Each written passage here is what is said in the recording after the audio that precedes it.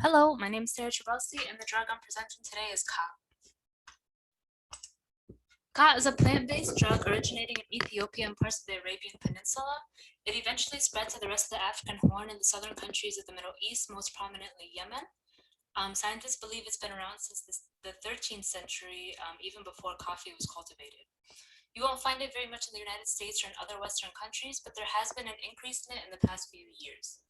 Khat is cultivated for its leaves, which contain the alkaloids cathinone and caffeine, which give feelings of euphoria and elevation in people who consume them. The reason why they're so prominent in places where they originated from and the places that it spread to is because there's a social factor to the drug. People from those places have Khat sessions where they chew the plant for a few hours with their friends. Sometimes they even dry the leaves and turn them into tea, or they flake it onto their food. The most active component in the leaves of khat is cathinone. The picture on the left is its chemical structure.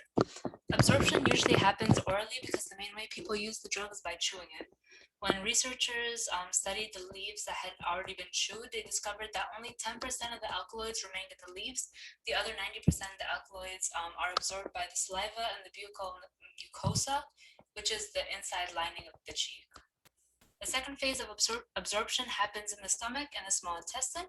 Khat is mainly metabolized by the liver, and peak plasma levels are usually achieved within 2 to 3 hours. The half-life is about 3 to 4 hours, and only about 2% of cathinone is excreted unchanged. One of the main targets of cathinone and caffeine are the catecholaminergic synapses, which increase the levels of dopamine because they slow down dopamine reuptake, or they enhance dopamine release in the striatum, which is the biggest structure of the basal ganglia. Studies have also shown that alkaloids stimulate adrenocortical functions, which increase adrenal phosphorylase activity and decrease adrenal cholesterol, ascorbic acid, and glycogen. Cathinone is also known as sympathomimetic, which means it produces effects on the sympathetic nervous system when it stimulates sympathetic nerves. This can lead to an increase in diastolic blood pressure, which lasts for about 3 hours. Studies have also shown that it can cause vasoconstriction of the coronary arteries.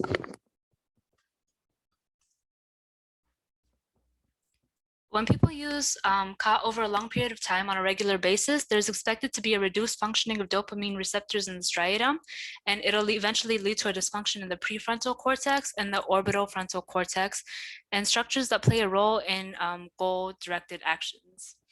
Brain structure will also be impacted with striatal volumes increasing, cortical gray matter volumes decreasing, and abnormalities in white matter appearing in scans. The heart is another main structure long-term use will affect severely. It can cause acute myocardial infarction, which is essentially just a heart attack, pulmonary heart disease, and congenital heart disease. Psychologically, chronic Khat use can cause mood disorders and psychosis. People will start getting hallucinations. So not many studies on Khat are done in the United States and other Western countries because as I said before, it's not really prevalent in those areas. One study that was done in a Western country was by Lorenzo Calzado and other researchers. Basically, it's just about the long-term effects of chronic Khat use, mainly when it comes to impaired inhibitory control. So the researchers measured response inhibition and response execution by a stop signal paradigm. It's basically just a design so that participants have a response task that is occasionally interrupted to indicate them to stop. So their hypothesis was that they expected for there to be impairments in inhibitory control because of the relationship between dopamine and inhibitory action control and the relationship between dopamine and Khat.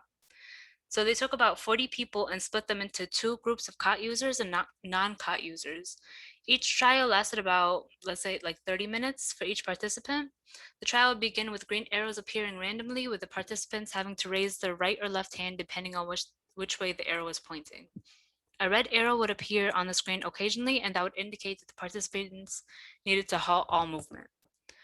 The arrows would pop up at a faster rate every time like a red arrow appears.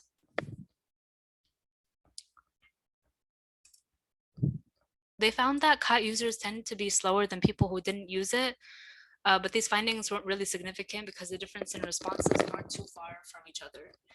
But even though it wasn't significant, the study opened up a way for people to do more research on this topic so that there can be significant findings in the future. Some limitations in the study include the small sample size. I said this because probably because of the location. Khat isn't really found in Western countries again, so it's probably hard to find people who use it chronically. The next study could be done in like the Horn of Africa or somewhere in the Middle East where there is a large population of chronic users. Something else that could be refined is what constitutes a chronic user. The researchers picked individuals who've been using Khat for a little more than a year, but they didn't check how often the person uses it and how much on average they chew in a single session.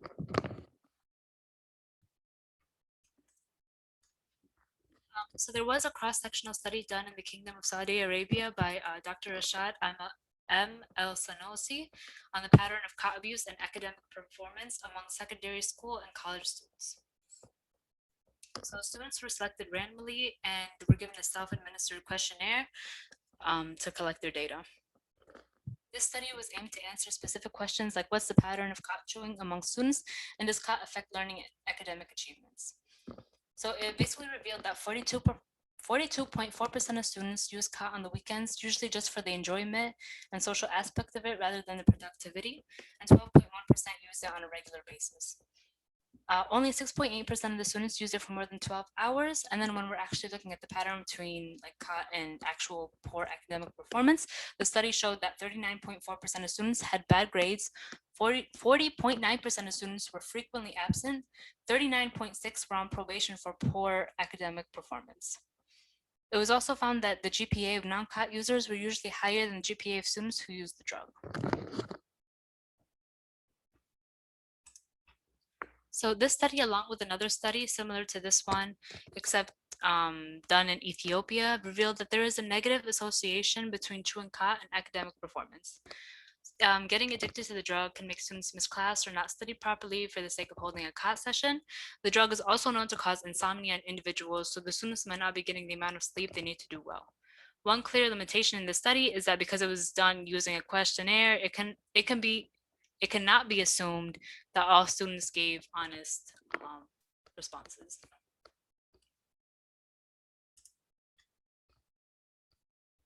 One major thing that I noticed while researching this drug is that there isn't much research done on it. There are always like guesses and hypotheses on the plant, but no actual evidence to back them up.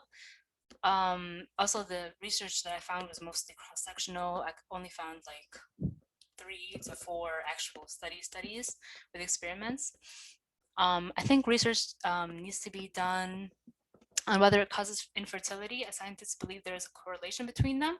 Also, it is known that there is an association between Khat and cancer, but there are also no studies on it. There was also, there also needs to be research on the treatment of Khat addiction.